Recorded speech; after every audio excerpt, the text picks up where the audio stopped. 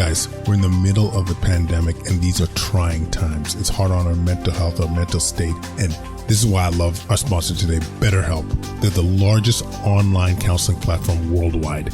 They change the way people get help with facing life's challenges by providing convenient, discreet, affordable access to licensed therapists. BetterHelp makes professional counseling available anytime, anywhere, through a computer, tablet, or smartphone. It's brilliant. Sign up today. Go to betterhelp.com/solvinghealthcare and get 10% off sign-up fees. COVID has affected us all, and with all the negativity surrounding it, it's often hard to find the positive. One of the blessings it has given us is the opportunity to build an avenue for creating change, starting right here in our community. Discussing topics that affect us most, such as racism in healthcare, maintaining a positive mindset, creating change, the importance of advocacy, and the many lessons we have all learned from COVID. If you or your organization are interested in speaking engagements, send a message to quadcast99@gmail.com, reach out on Facebook at Quadcast, or online at drkwadwo.ca. Welcome to Solving Healthcare. I'm Kwadwo Kyeremanteng. I'm an ICU and palliative care physician here in Ottawa and the founder of Resource Optimization Network. We are on a mission to transform healthcare in Canada. I'm going to talk with physicians, nurses, administrators, patients and their families because inefficiencies, overwork, and overcrowding affects us all. I believe it's time for a better healthcare system that's more cost-effective, dignified, and just for everyone involved. Quadcast Nation, welcome back. This is just a quick update and follow-up after our last episode. If you hear a lot of background noise, I didn't bring any of my podcast equipment, so I'm doing this from my phone, and I'm at my little guy's hockey tournament. But I thought it was worth mentioning a couple of things. Number one, people, the response that we've gotten from our latest episode with Martha Fulford on vaccinating our 5 to 11-year-olds has been insane. Like, by far, this quadrupled our listenership.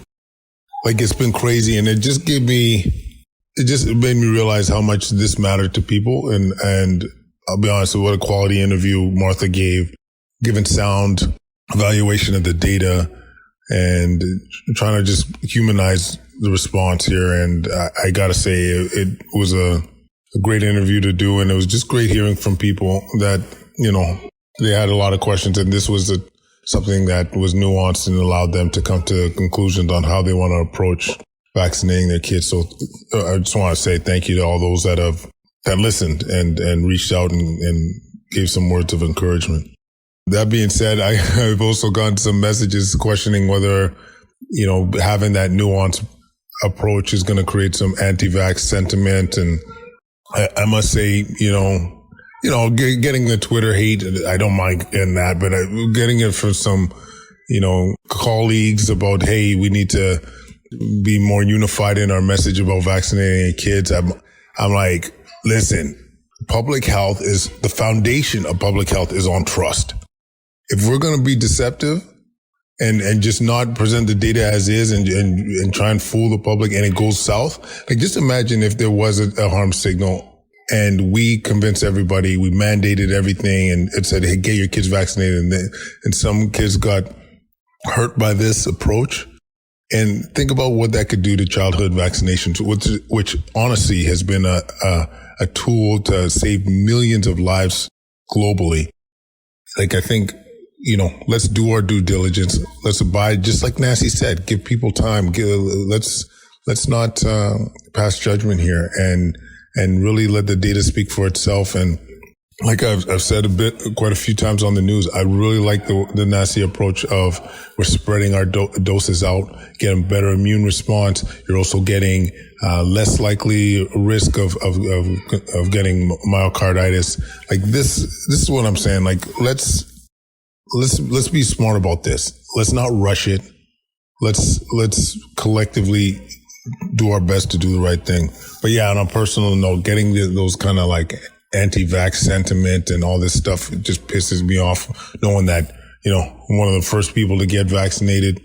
And all I've been saying is preaching the importance of vaccination. But like, there are times where we need to be a little bit nuanced and think about our messaging and the consequences of our actions. The other thing my wife pointed out, because a lot of people listen to the show and saying, oh, for sure you're not vaccinating your kids. And maybe I think one aspect of the decision that I think maybe we didn't talk about is there's a practical component, having more kids vaccinated and what's it going to do for risk of school closures or kids not having to be quarantined, people that want to travel, there was a huge aspect of that we saw even in our own family when kids were isolated and weren't able to go to school and do their activities. And we definitely don't want to recreate that again in our house. We definitely don't want to have our kids stuck at home, not being able to connect with their friends. And the reality is this is part of the equation, part of that risk benefit equation. And so, I guess I think this is something that maybe we didn't emphasize about the social aspect of everything. That's not about the science, but it is a reality. Like I definitely don't want to see our kids having to regress to where they were when our schools were closed. It was damaging, without a doubt. All right. The other things that I wanted to mention, I've already seen, I don't know if these are facts yet, but I've seen a lot of talk of mandating the 5 to 11-year-old vaccines already.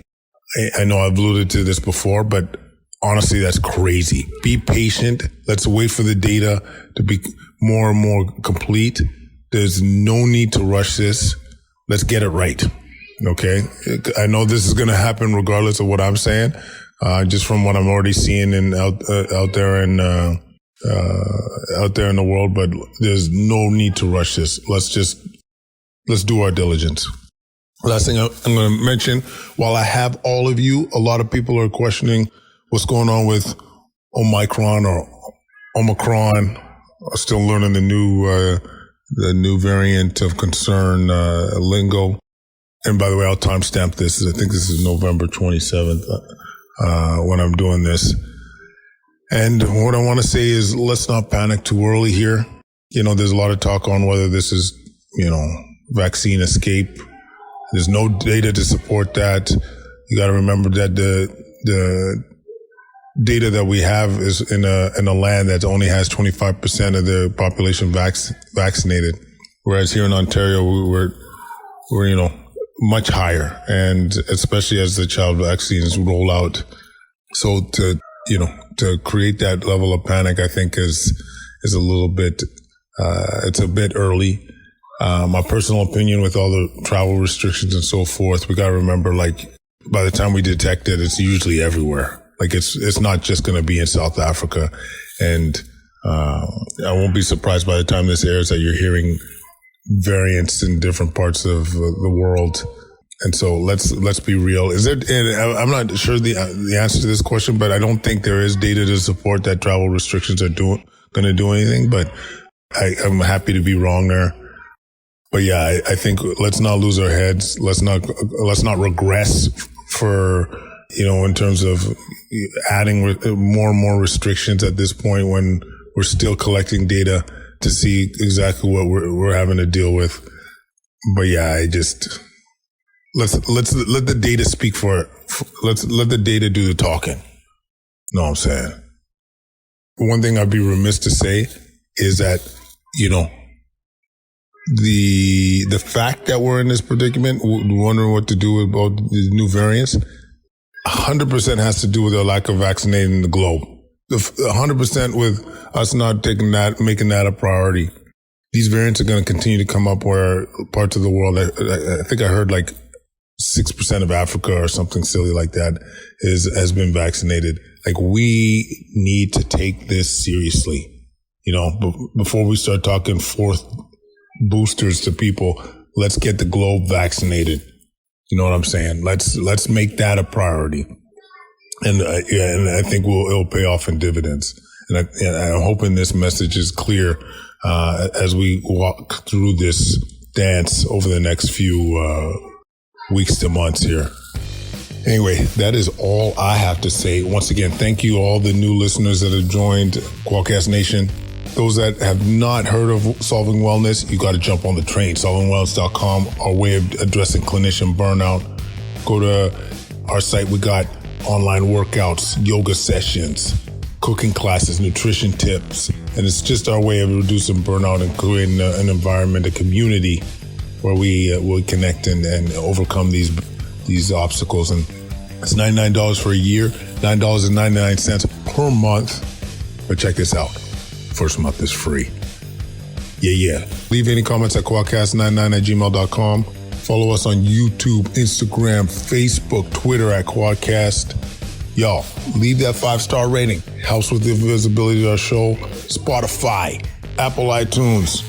All of this helps, because what we're trying to do is change that boogie. Changing the boogie here on Quadcast Nation. So once again, people, thank you so much for listening. And the Golden Knights, U10. Good luck on the tournament. We're gonna dominate, boys. We're gonna dominate. All right, peace.